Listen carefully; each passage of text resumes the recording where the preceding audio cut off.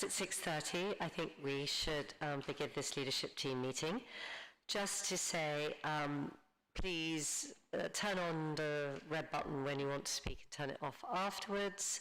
I'm not going to say wear your masks and wandering around, because I'm hoping you won't be wandering around during the meeting. So, and I think that's it. We'll go through the same procedure as usual. Everyone can ask questions on the papers, and before we make our decision, I will ask Councillor Marie-Therese Rossi as Chair of the Overview and Scrutiny Committee if they have any comments, and also Councillor Mo Bakhtir if he's got any comments on behalf of the Labour Party. Could we please start this meeting by observing 72 seconds silence to remember those who lost their lives in the Grenfell tragedy, and please make sure that your phones, says she, have their things on off, mute. Thank you.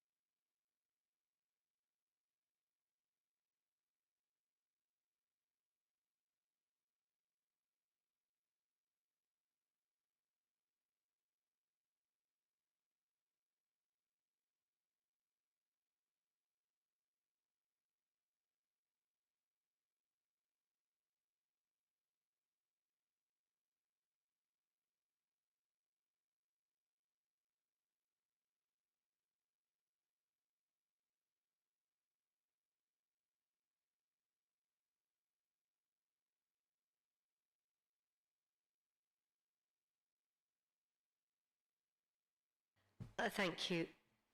I don't believe we have any apologies for absence. Are there any declarations of interest? No. The minutes of the leadership meeting held on the 15th of September. Can I please sign these as a true and accurate record? Yes? All agreed? Agreed, thank you. Let's go on to paper A4 then, which is the Leasehold Major Works Payment Options Review. Kim, can you speak to this? And can I just ask you, Kim, this paper has just arrived at 6:22. Could you possibly refer to it in your comments too, whether we should take it on board, etc., etc.? Thank you. Thank you very much, Chairman. So, clearly one of the issues for us is that we have a very, very expensive capital programme that we're embarking on, referred to in this paper, 430 million over the next 5 to 7 years. And obviously an integral part of that is going to be recovering the element of costs relating to our leaseholders. I mean, that's the statutory responsibility of us to do that. And it's worth remembering, again, repeated in this report, that 28% of our housing stock is in the hand of leaseholders. We had a payment plan which we had in place in 2018, and I think our feeling was that given the scale and the increase of works that we are proposing to do, it was right that we brought this back in order to consider how best to support our leaseholders, who some of which are going to be facing some fairly large bills. The average charges at the moment, I think we're estimating at the moment going up from about £10,000 to £25,000, but there are some estates which will be seriously impacted from the state of the work. So we've set out here a series of suggestions of what we're proposing to do in order to ameliorate, I think, the impact of that. And we have also very much looking to support the resident leaseholders that we have on these estates, and so they'll see that there's different terms for those that are professional landlords that are subletting and those that are actually resident. I'll turn to Doug in a minute to maybe cover any details, and obviously we can pick them up in questions. With regard to the paper that, as I say, has literally just arrived, we do have a leaseholder panel that we have regular meetings on, and this We believe that the contribution has come from somebody who's a member of that leaseholder panel, but have chosen to do this as an independent panel and set up their own forum. So it's difficult to comment in detail. Just scanning through, a lot of the points that have been raised, I would say, are leaseholder points. These aren't points actually relating to the paper that in front of us at the moment. What I think might be helpful is if I turn to Doug, who's got a copy of this now, and maybe he has some initial comments to make that can be considered. Yes, so we are aware of the leaseholder forum, and I indeed have attended a meeting to see if we could recognise them and get them to be constituted in a way that we could work with them. We're still working along that route in the hope that we can get there. The leaseholder panel that Kim referred to is where we have regular meetings with all our leaseholders, or leaseholders who want to come and meet us, and we just tell them what's occurring and what we're planning. But we have had some subgroups of that leaseholder panel which looked at the very paper that's in front of you tonight and came up with us in terms of those recommendations. And remember, this is a review. It's not us redoing from scratch the offer that we have to leaseholders. In terms of the recommendations within the leaseholder forum paper, some of these are much wider in this paper, and I'm more than happy to meet with the leaseholder forum and go through those with them. There are, though, a couple of ones in here I think I should draw your attention to which we didn't accept, which was the differential within the paper in front of you tonight. We're differentiating between resident and non-resident leaseholders. That's quite normal across London. And there's a request that we don't do that, and I'm advising that we should, because ultimately we want to make sure that we get the money paid to us as quickly as we can, and for people that aren't part of our community and are not part of the estate or part of the residents of the borough, then we shouldn't enable them to have more generous terms in their lease. And we do, and we have extended it to 3 years, interest-free for those, but that's about as far as I feel that we should go. The issue on buyback is a much bigger issue for us to consider and is outside of the remit of this paper, but will be something we are looking at and investigating. Certainly, we have one estate in particular where the recharges are likely to be over 6 figures. Thank you. Can I just say that's really helpful? So you do know of the leaseholder panel. You've had discussions with them. Quite a lot of what has been discussed, you've already discussed in conversation before we came to the paper. Some of it's outside the remit of the paper, which you'll take up with them later. But the only thing is, which is really relevant, as you said, is whether the resident leaseholders and I can't find the exact page, but I know that we've.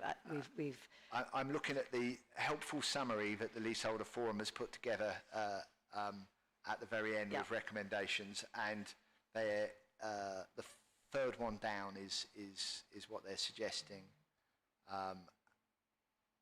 Thank you, and you would advise against that. Yeah.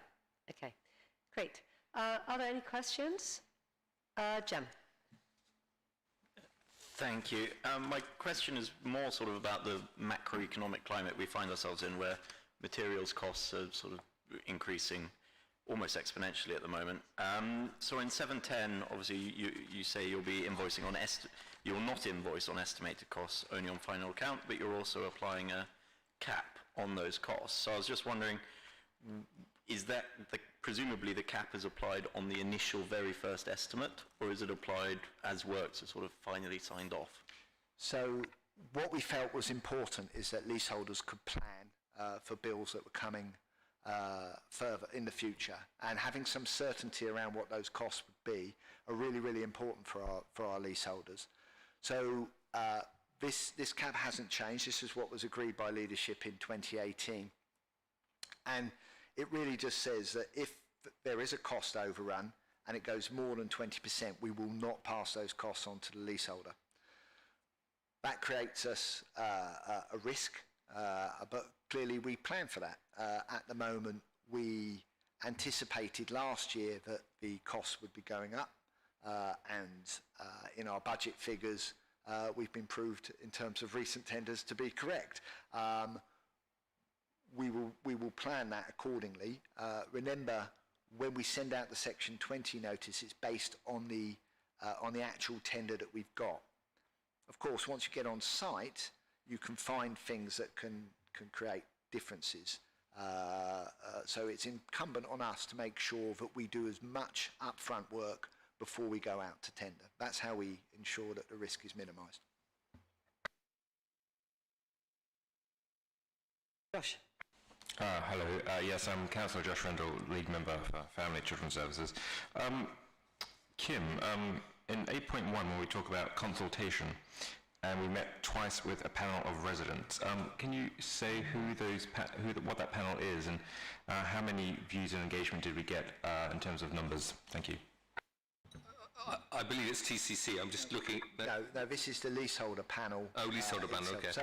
So an invite goes out to a fair few hundred, but the amount of people that have been there has been probably about 30 of leaseholders. They're leaseholders that are active in working with us in terms of all sorts of changes to our policies. I think, remember, this is a review of what we've already got, and I think we're quite keen to get this through as quickly as possible because there are bills that are due out now where we want people to take advantage of our extended repayment options. And the panel understood that and fed views back on that, on the basis of data? So there are aspects in here that have come directly from members of that panel. Right, thank you. Catherine. Thank you. You've alluded to this, but I'm still not completely clear about, you say that invoices must be 40k or over for the extension to have 3 years to pay. So I just wondered if you could, and you just again alluded that there are some that are well into six figures, and in this paper that we've literally just seen, I've been trying to skim read, they asked for a cap at 120k or to have a buyback initiative. So, I mean, are there a large number that are in the very high figures over 40k, and are we offering them a buyback initiative? So that's the piece of work that we still need to do, and I made that commitment to the Housing and Community Select Committee recently just on that point, because we have one estate where we are spending quite a lot of money. There are about, I don't know the exact number, it's around about 30 leaseholders on that estate, and we're looking at what we may do in terms of that going forward. So I can't say we are or we aren't. We need to work out what the best options are for those individuals, because it is an outlier in terms of the works that we would be doing. Because usually, if you were going to spend, usually you wouldn't have to spend that sort of money to keep a building safe and secure, but we are having to on this particular estate. So it's quite a small amount, but it's there nevertheless. Thank you. Are there any other questions or comments before I turn to Marie-Thérèse? No? Marie-Thérèse, anything from you? Yeah, just wondering how many people at the moment are actually exercising the right to buy.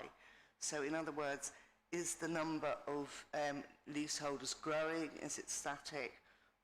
Where are we with that? So again, I might be one or two out, but we had sold 6, I believe, this year, so not that many. If I'm wrong, I'll correct, but we aren't getting a huge amount.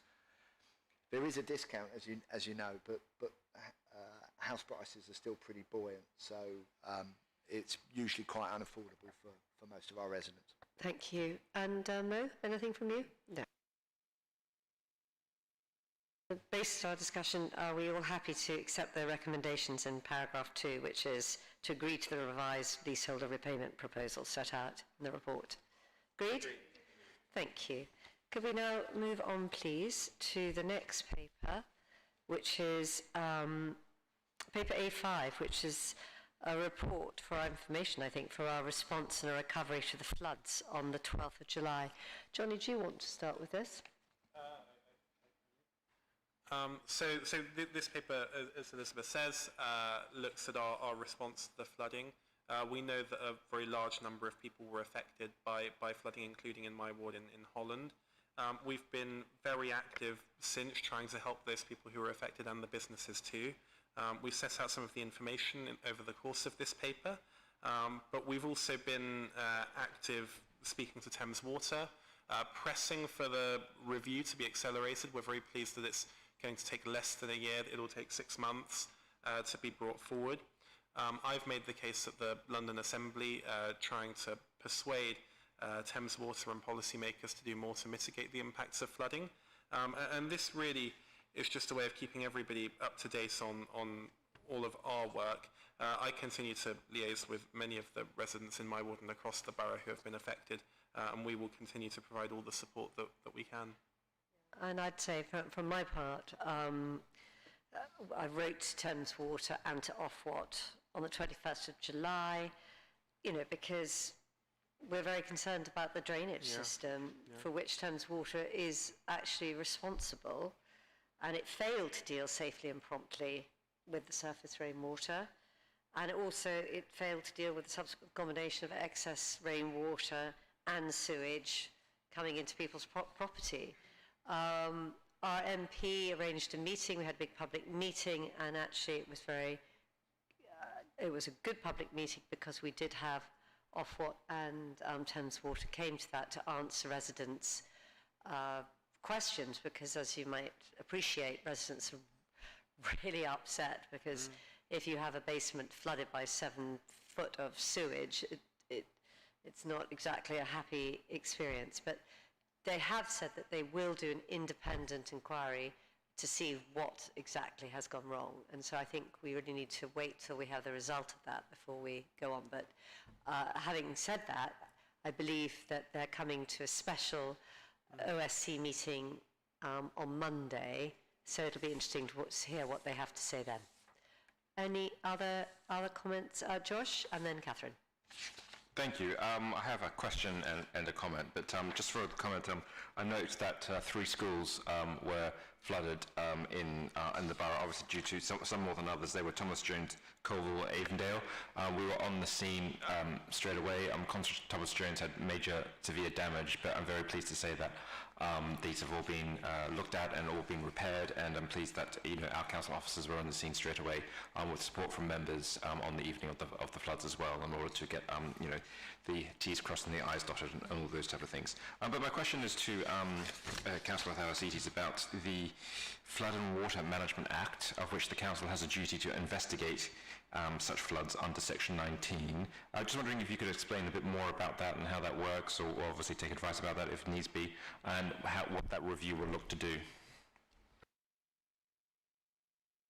Can I actually ask Sue Harris to respond to you for that? Thank you. Yes, so we do have duties under that Act, and we have a flood risk manager who will conduct the review, and it will happen after Thames Water undertake their review, and it will involve all the public agencies that had any responsibility. So that would include the fire brigade, the police, ourselves, and the Environment Agency and Thames Water. And so, but it will be based on and informed by the review that Thames Water are undertaking. So we won't have that until the summer. Great. And does that report come to OSC, or does it come somewhere formally in terms of governance? In terms of governance, I would need to double check, but I believe it would come to leadership team. It would certainly be something that we want to discuss at this level. Thank you. Mary, can I ask you to comment on 2.4 about the residual costs, which can't be recovered through insurance? It's one of the recommendations. I just want you to talk to that. Yes, I just also...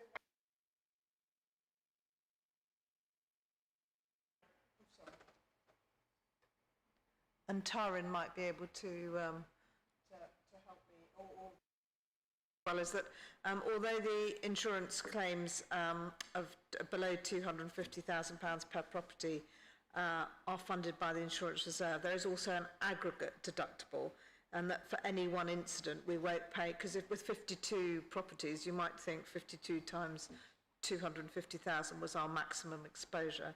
it's not. There's an aggregate deductible of 1.1 million.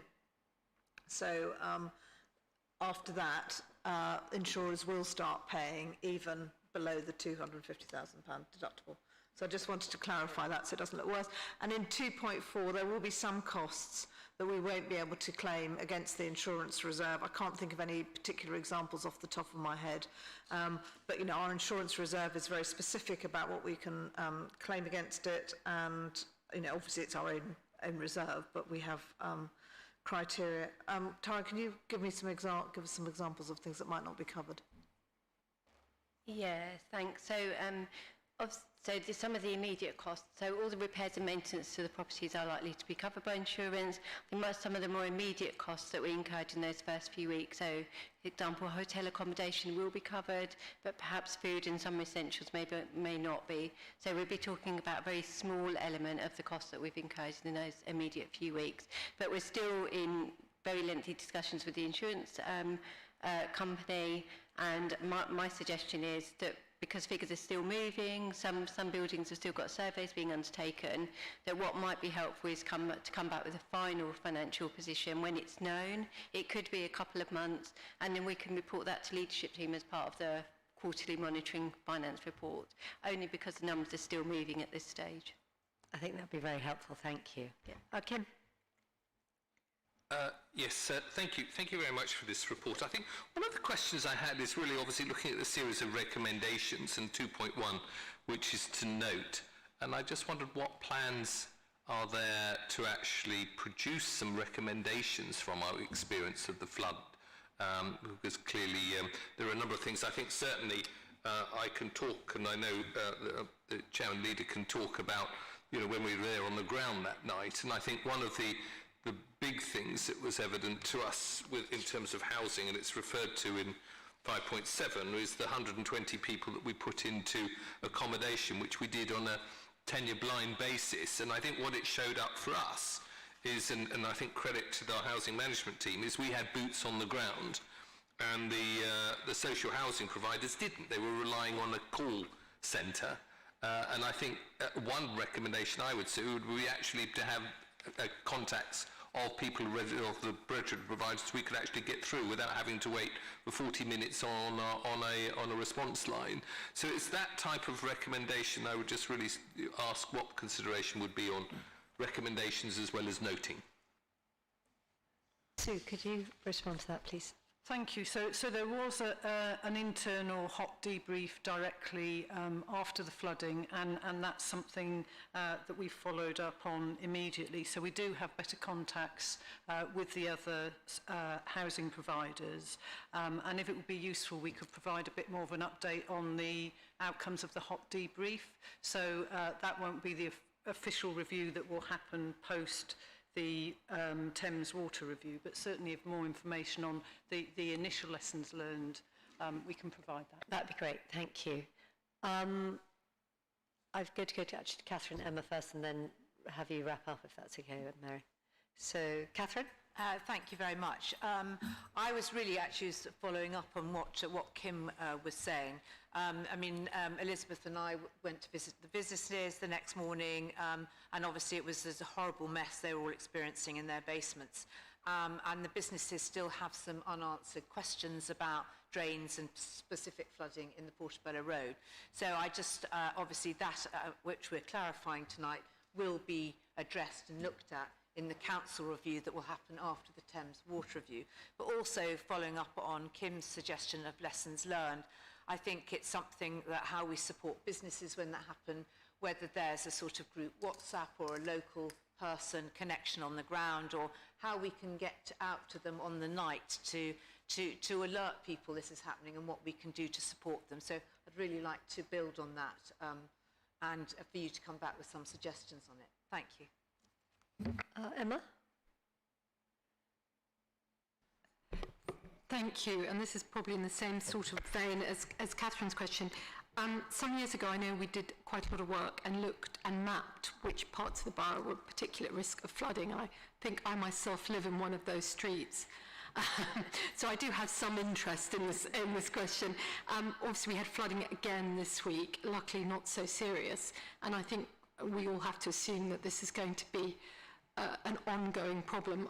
Catherine mentioned a review, but I suppose, and it may not be something that anybody can answer tonight, you know, where are we in working with Thames Water and thinking about this in the round and reviewing that work that was done about parts of the borough that, you know, have those changed?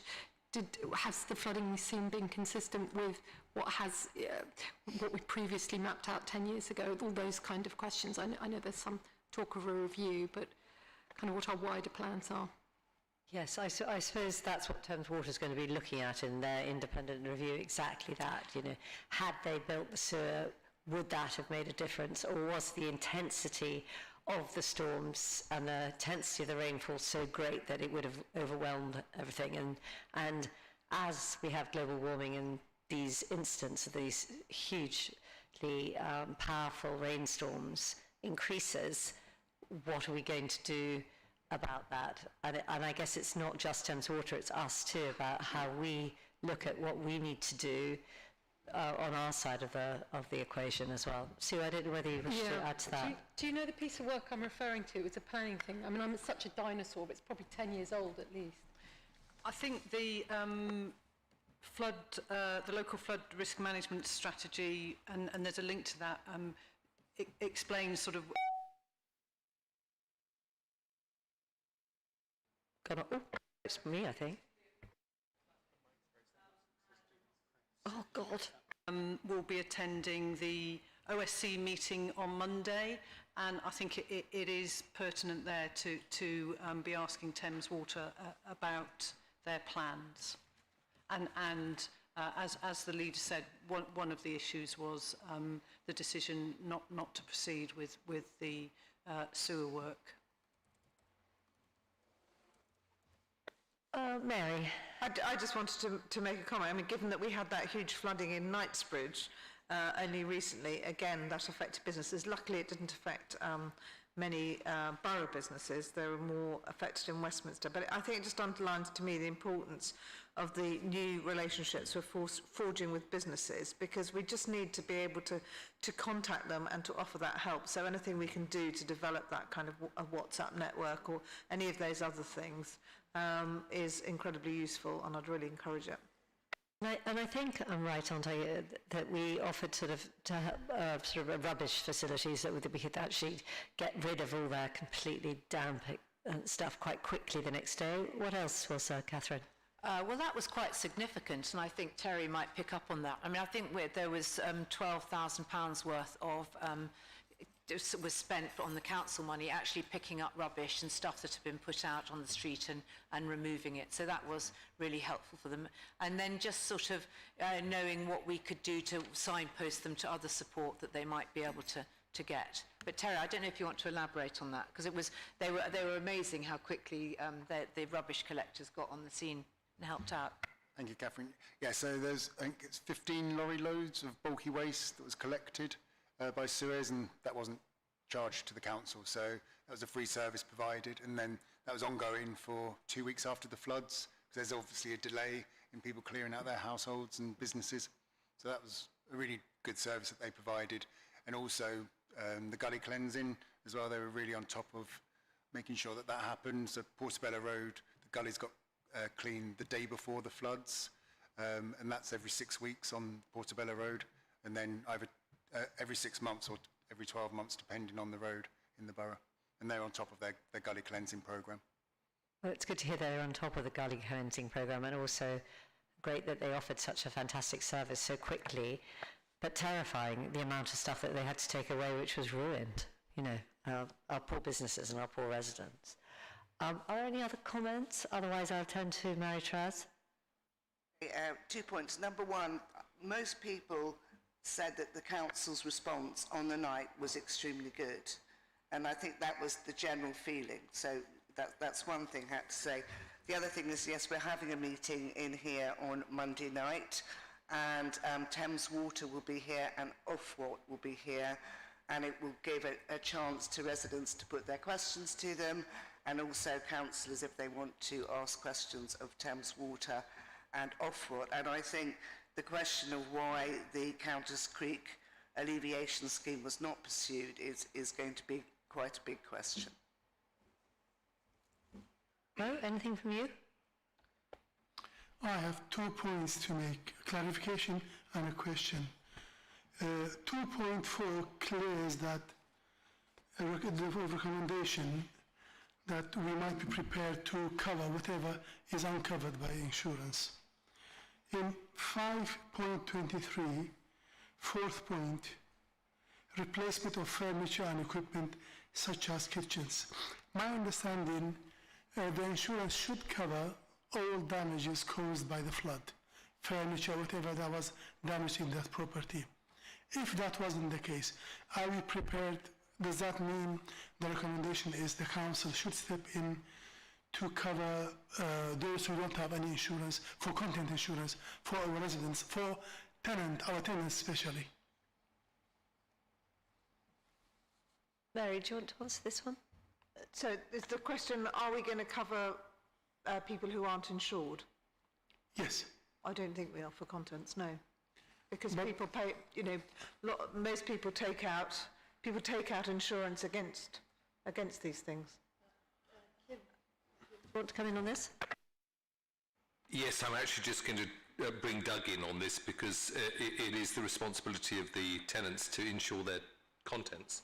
It's not the landlord will insure the fabric of the building, and that's something we impress on all of our tenants, but maybe Doug can expand on that. And we have a preferred supplier for insurance that we advertise in our magazine, or else it disadvantages those that take out insurance and pay that money, because people who don't take that risk, don't they, I suppose. And what we did do in these cases, though, is we did offer a small ex gratia payment to just cover over some of the hardship that people suffered. So we do recognise that, but there's no way we could stretch to that. Anything else, Mo? My second point is point 6, 523.6, unblocking of drainage that had become silted. So I personally reported few blocked drainages. They are still blocked, minor ones, in 100 Dickens Court. Reported them twice at least after the flood to make sure it's not going to be flooded and nothing happened about them. The first time I reported them, the lorry was there to unblock 6 or 7 of them, but there are smaller ones on the sides. Nothing had been done about them.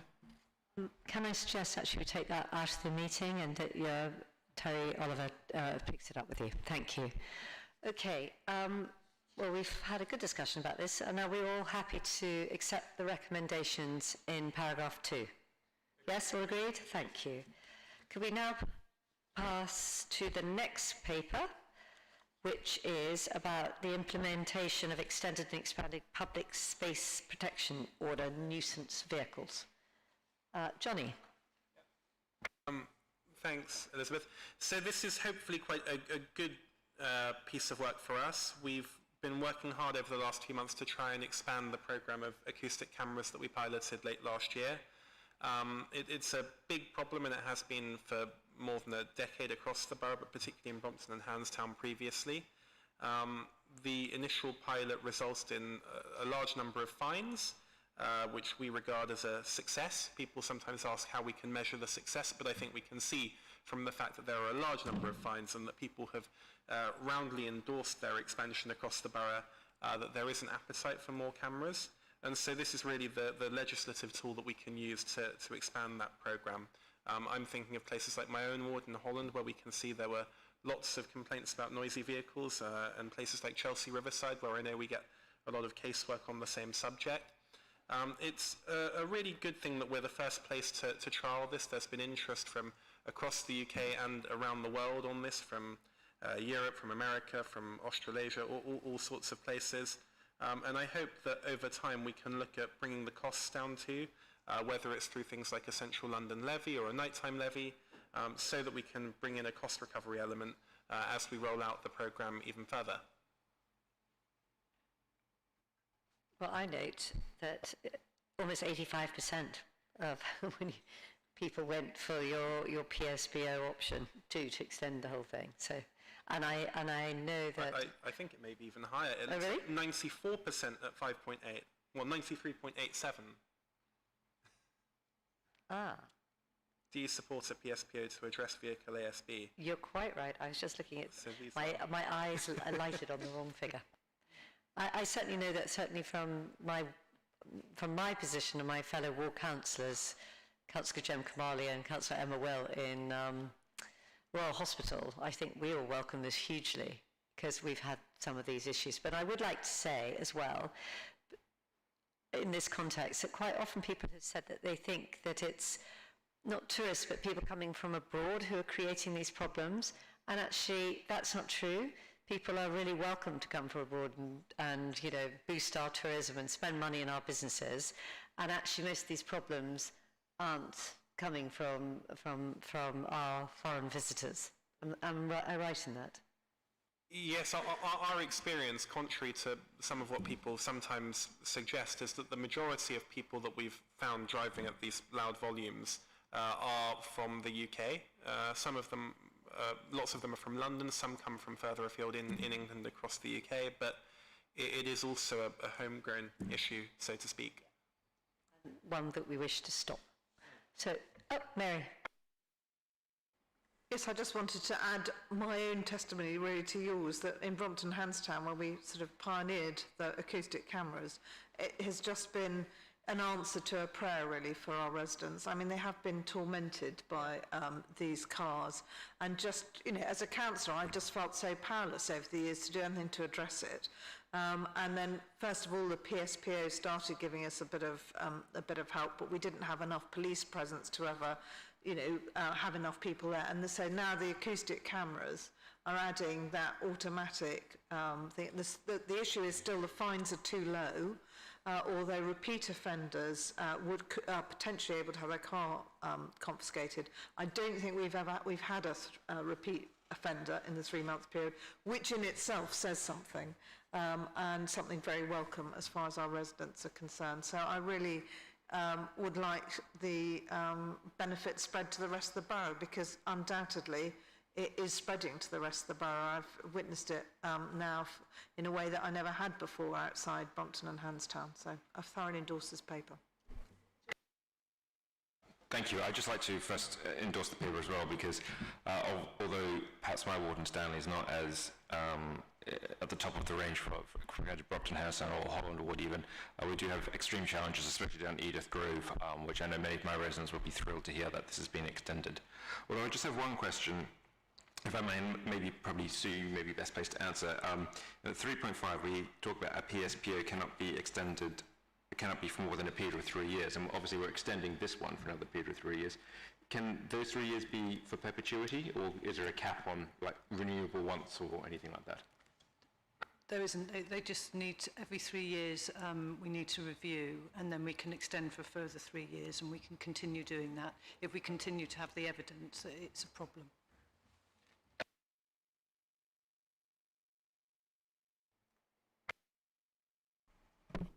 Thank you.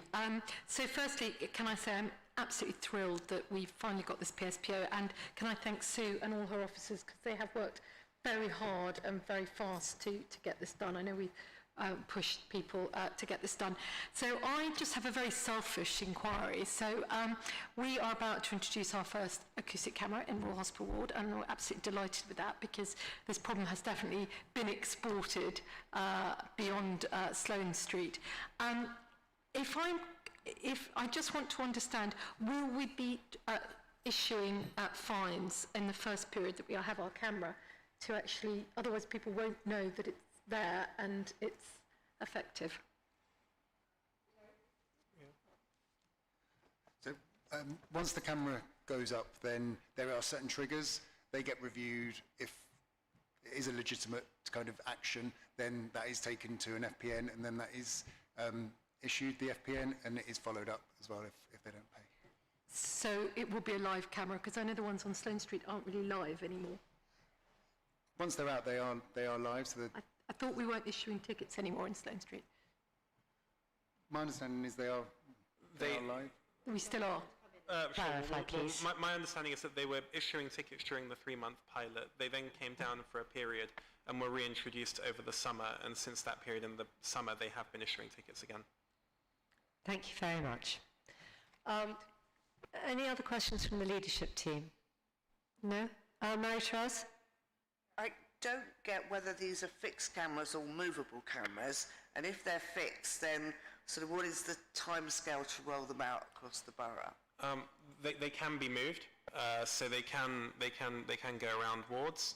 But I don't think we have a hard and fast rule yet as to how long they'll be in situ in each location. I think we need to, this is a pilot still. We'll be the first local authority in the country to use them. So we need to see how they work, if they are reducing the problem, and also at the evidence that we continue to receive. No, anything from you? No? Well, I think it's pretty clear that we all think that this is going to be a great thing. And so could we please agree the recommendations in paragraph 2? Yeah, are all happy? Agreed? Thank you. And I don't believe there's any other business, so I hope you all have a very good evening. Thank you very much.